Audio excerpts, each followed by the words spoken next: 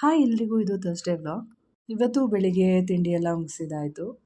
ಹಾಗೆ ಇವತ್ತು ಜ್ಯೂಸ್ ಮಾಡ್ಕೊಂಡು ಕುಡಿಯೋಣ ಅಂತ ಬೇಳೆಹಣ್ಣು ತೊಗೊಂಬಂದಿದ್ದಿತ್ತು. ಅದು ತುಂಬ ಹಣ್ಣಾಗಿ ಹೋಗಿದೆ, ಹಾಗೆ ತಿನ್ನೋಕ್ಕೆ ಚೆನ್ನಾಗಿರಲ್ಲ ಅಂತ ಅನ್ನಿಸ್ತು. ಸೊ ಹಾಗಾಗಿ ಜ್ಯೂಸ್ ಮಾಡ್ಕೊಂಡು ಕುಡಿಯೋಣ ಅಂತ ಜ್ಯೂಸ್ ಮಾಡ್ಕೊಳ್ಳೋದಕ್ಕೆ 2 ಬೇಳೆಹಣ್ಣನ್ನು ತೊಗೊಂಡಿದ್ದೀನಿ. ಮಿಕ್ಸಿ ಜಾರ್ಗೆ ಕಟ್ ಮಾಡಿರುವಂಥ ಬೇಳೆಹಣ್ಣನ್ನು ಹಾಕ್ಕೊತಾ ಇದ್ದೀನಿ. ಹಾಗೆ ರುಚಿಗೆ ತಕ್ಕಷ್ಟು ಒಂದು ಸ್ವಲ್ಪ ಉಪ್ಪು, ಒಂದು ಅರ್ಧ ಚಮಚದಷ್ಟು ಸಕ್ಕರೆ ಹಾಕ್ಕೊಂಡಿದ್ದೀನಿ. ಸ್ವಲ್ಪ ನೀರು ಹಾಕ್ಕೊಂಡು ಮಿಕ್ಸಿ ಮಾಡ್ಕೊತಾ ಇದ್ದೀನಿ. ಇದಕ್ಕೆ ಬೇಕಿದ್ದವರು ಐಸ್ ಕ್ಯೂಬನ್ನು ಕೂಡ ಹಾಕೋಬೋದು. ಹಾಗೆ ಇಷ್ಟಪಟ್ಟವರು ಚಾಟ್ ಮಸಾಲಾನ ಕೂಡ ಸೇರಿಸ್ಕೋಬೋದು. ನಂಗೆ ಅದೆರಡು ಯಾವುದು ಇಷ್ಟ ಇಲ್ಲ, ಸೊ ಹಾಗಾಗಿ ನಾನು ಅದನ್ನ ಯಾವುದು ಹಾಕ್ತಾಯಿಲ್ಲ. ಇವಾಗ ಗ್ಲಾಸಿಗೆ ಹಾಕ್ಕೊತಾ ಇದ್ದೀನಿ. ಹಾಗೆ ಮೇಲ್ಗಡೆ ಸ್ವಲ್ಪ ಚಿಲ್ಲಿ ಪೌಡ್ರನ್ನ ಹಾಕ್ಕೊಂಡಿದ್ದೀನಿ. ಇದು ಒಂಥರ ಟೇಸ್ಟ್ ಬೇರೆ ಥರನೇ ಕೊಡುತ್ತೆ. ಇದು ಕುಡಿಲೂಬಹುದು. ಸ್ವಲ್ಪ ನೀರು ಥರ ಮಾಡಿಕೊಂಡ್ರೆ ನಾನು ಸ್ವಲ್ಪ ಗಟ್ಟಿಯಾಗಿ ಮಾಡ್ಕೊಂಡಿದ್ದೀನಿ, ಒಂಥರ ತಿನ್ನೋ ಥರ.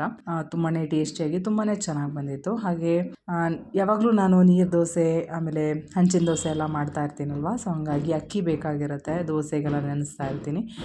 ಆವಾಗಲೇ ಕ್ಲೀನ್ ಮಾಡ್ಕೊಳ್ಳೋದಕ್ಕೆ ಸ್ವಲ್ಪ ಕಷ್ಟ ಆಗುತ್ತೆ, ಟೈಮ್ ಕೂಡ ಸೇವ್ ಆಗುತ್ತೆ. ಇವಾಗಲೇ ಕ್ಲೀನ್ ಮಾಡಿಟ್ರೆ ಅಂತ ಹೇಳಿಬಿಟ್ಟು ಇವಾಗಲೇ ಕ್ಲೀನ್ ಮಾಡಿ ಎಲ್ಲ ಎತ್ತಿಟ್ಕೊತಾ ಇದ್ದೀನಿ. ಸಣ್ಣ ಸಣ್ಣ ಕಲ್ಲು ಹಾಗೆ ಭತ್ತಗಳೆಲ್ಲ ಇರುತ್ತೆ ಅಲ್ವಾ, ಅದನ್ನೆಲ್ಲ ಕ್ಲೀನ್ ಮಾಡಿ ಎತ್ತಿಟ್ಕೊತಾ ಇದ್ದೀನಿ. ಒಂದು 5-6 ದಿನಕ್ಕೆ ಸರಿ ಹೋಗುತ್ತೆ ಇದು. ಆಮೇಲೆ ಮತ್ತೆ ಬೇಕಾದರೆ ಕ್ಲೀನ್ ಮಾಡ್ಕೋಬೋದು ಅಂತ. ಹಾಗೆ ಗಿಡಕ್ಕೆ ಕೂಡ ನೀರೆಲ್ಲ ಹಾಕ್ಕೊತಾ ಇದ್ದೀನಿ. ಗಿಡಕ್ಕೆ ಸ್ವಲ್ಪ ಗೋಡೆ ತಾಗ್ತಾ ಇತ್ತು ಅಂತ ಅಂದ್ಬಿಟ್ಟು ಪಾಟನ್ನೆಲ್ಲ ಎಳೆದು ಎಲ್ಲ ಸರಿ ಮಾಡಿ ಇಡ್ತಾ ಇದ್ದೀನಿ. ಗಿಡಗಳಿಗೆ ಸ್ವಲ್ಪ ಜಾಸ್ತಿನೇ ಸ್ಪೇಸ್ ಬೇಕಾಗಿರೋದ್ರಿಂದ ಗೋಡೆ ಅಡ್ಡ ಬಂದರೆ ಚೆನ್ನಾಗಿ ಬೆಳೆಯಲ್ಲ, ಅದಕ್ಕೆ